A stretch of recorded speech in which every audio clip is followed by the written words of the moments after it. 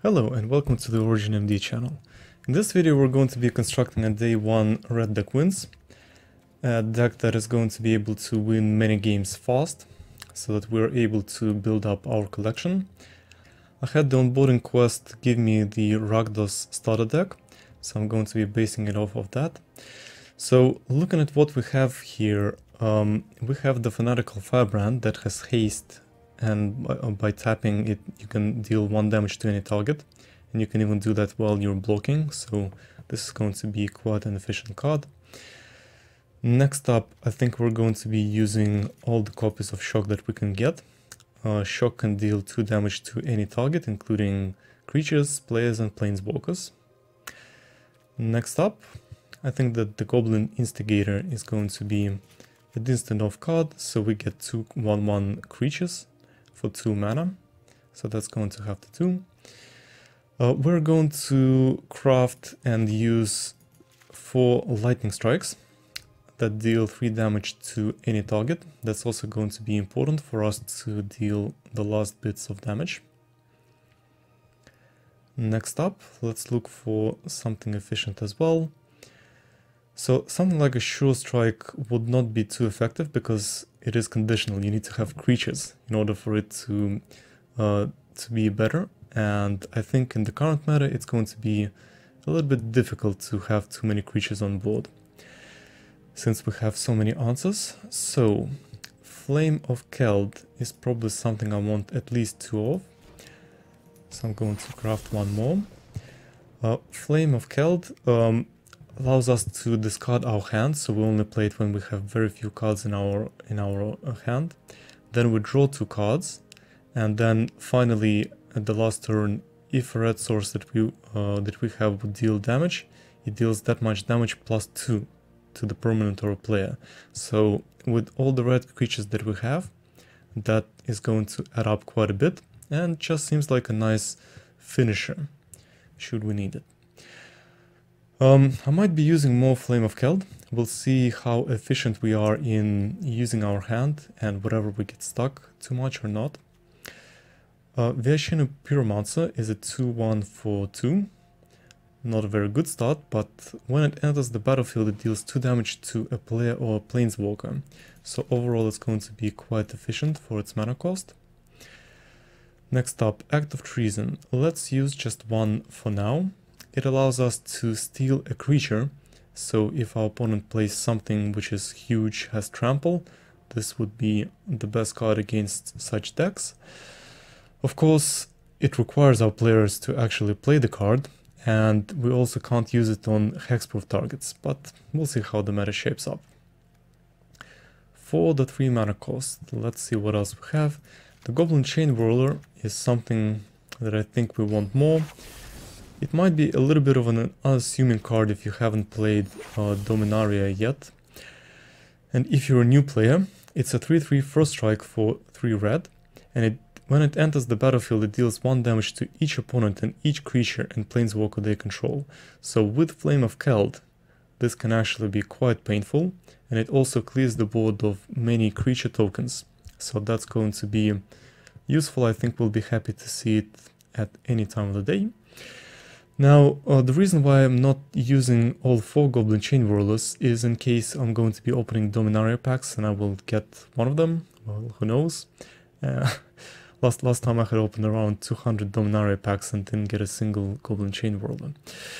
So, if you do have extra wildcards, if you're using the gold wildcards, the rare wildcards, I think you could for sure use all 4 on the Goblin Chainwhirler, but we're going to keep it at 3 for now. So we've got 50 cards out of 60 right now. What do we want to include in our deck? We've got 1 Rekindling Phoenix from the starter deck, and I had crafted another one, so I think that's going to be something that we definitely want to include. It's a flying 4/3 for 4 mana. And when it dies, we create a 0/1 elemental with, at the beginning of our upkeep, we return the Rekindling Phoenix from the graveyard to the battlefield, and it also has haste. So that means that in order to get rid of this Phoenix, our opponent would have to exile the card, or he would have to have 2 removal spells that will allow it to get rid of the Phoenix. So overall, just a very decent card for its cost. Charging Monstrosaur is a nice budget option for us, 5/5 with Trample and Haste for 5 mana, so that's going to be decent enough. The rest of the cards just don't seem to be that efficient compared to that. So should we use the Cosmotronic Wave or should we just ignore it? I think for now we want to ignore it. Siege Gang Commander can actually be decent enough. For 5 mana we have a 2/2 and 3 1/1 red goblin creature tokens, but sacrificing a goblin allows us to deal 1 damage to any deal 2 damage to any target with the cost of 2 mana, so this can be a decent enough finisher, so we are going to include it. Let's see, what else do we want? We don't want any non-basic lands. This is one of the benefits of running a mono-red deck. So let's sort also by not collected and see if there is anything that we are missing that we really want to include. Alpine Moon is a sideboard card, so definitely not that. Crash Through doesn't add too much to us, so I'm not going to use it. Dual Shot is just not that effective. Thieving Strike, no, not really interesting. A Fire Shrine Keeper, potentially, but we don't really have any enchantments that we want to pile up on the Shrine Keeper. Gilded Lava Runner requires many more sorceries and instants or wizard deck to work. Mentor, I don't think it's going to be that effective for us. Heartless Spurring, Rile definitely not. Rig and Runner may actually be a nice addition to our deck, since we usually want to attack, but I don't think it's worth it to craft it since we only have 1 uncommon wildcard. So, Scare Prospector. How many common wildcards we have? We have 3, so we might actually want to have this just because by sacrificing some of the goblins we might be able to get our Phoenix, Monstrosaur or Siege Gang Commander, but since we seem to be a very fast deck, I would rather have some more burn spells.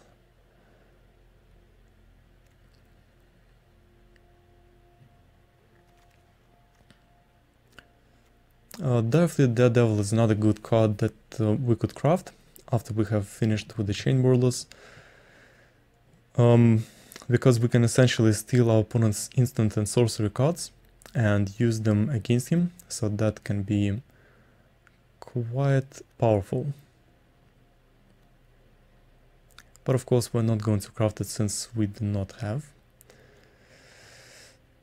any sort of cards like that. So Goblin Trailblazer might actually be a nice addition. Let's have a look at our mana curve. So we are very high on the 2 CMC creatures. We probably want something more to the tune of 3 CMC in order to balance out our curve. So we're not going to do that. Another potential card that we could use is Lava Coil, but we need some good targets for it, so we're just going to leave it aside for now. Alright. Maniacal Rage. Run Amok. Potentially. What else do we have here? Some more Acts of Treason? Well, at least one more, so let's up it to that. Bombard can also be decent enough, although we probably want the uncommon card from GRN. Tormenting Voice, not really that helpful. Elemental is not going to be useful. Attacking creatures get +2/+0. But it's also an uncommon, so definitely not going to be using that. Jumpstart.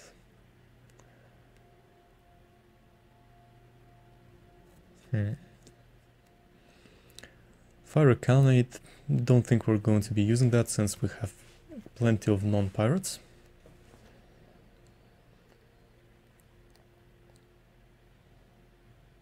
Okay. Actually, the Frilled Deathspitter is not such a bad card since when it is dealt damage, it deals 2 damage to an opponent. So that might actually be an interesting card to include in our budget version. Goblin spells cost 1 less to cast. It could be good for a Goblin Tribal, but we just don't have enough cards to make it work at the moment. Gotta Snipe goes into a different Goblin deck.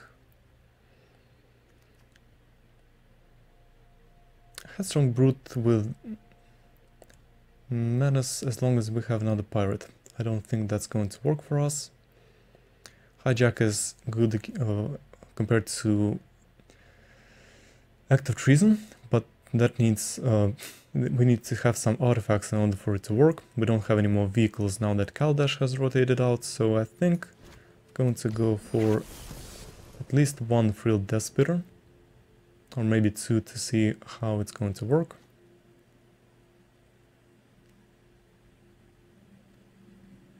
Yeah, probably just go for 2. Alright, let's see what else do we have for 3 mana. No more Ferocodons, they have been banned. Pyromantic Pilgrim, just not sure if it's going to work well enough. Risk Factor might actually be a decent enough card for us. However, we don't have any gold cards to spare on it. Okay.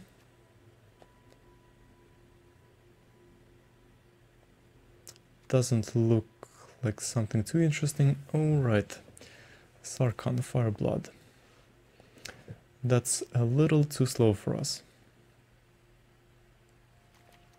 What else do we have? Squee is a no-go for this deck.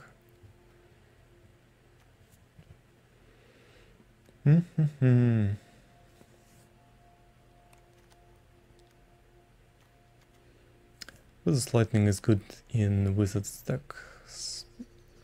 However, we're just going to skip it over, and we are now in the realm of 4 CMC. So I think we're not going to really be using anything. I think I might have opened the Goblin Trashmaster from one of the packs. Let's see how many goblins do we have? We have 4, 8. That's not a goblin. Dinosaur. 11. 12. So 12 goblin cards. 4 mana.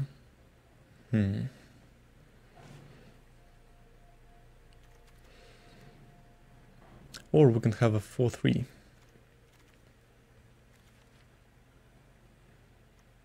Honestly speaking, there are just so many better cards for 4 that I think. Well, let's include 1 and see how it goes. But you can definitely do without this. So let's go to the filters, go to 3CMC, have a real quick look. How many creatures do we have? We have 23 creatures and 12 non-creature spells. So in this case, maybe like the 3/2 with Menace should be good enough to attack.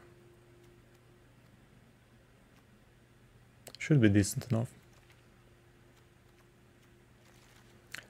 So let's call it Red Deck Wins. Let's choose which card we're going to use right here. I don't really like the look of it. Let's try something new from GRN. Viashino Pyromancer. Okay. So this is the deck. We're just starting out, so we have to play a game to complete this quest. So let's play. We're going to be removing the Trash Master for sure. Just doesn't play out well enough. The impact is not there. And let's use one Demanding Dragon, still a 5/5, flying for 5, with a possible upside of our opponent sacrificing a creature or dealing 5 damage extra. Just decent enough. So see you in the next video with the gameplay.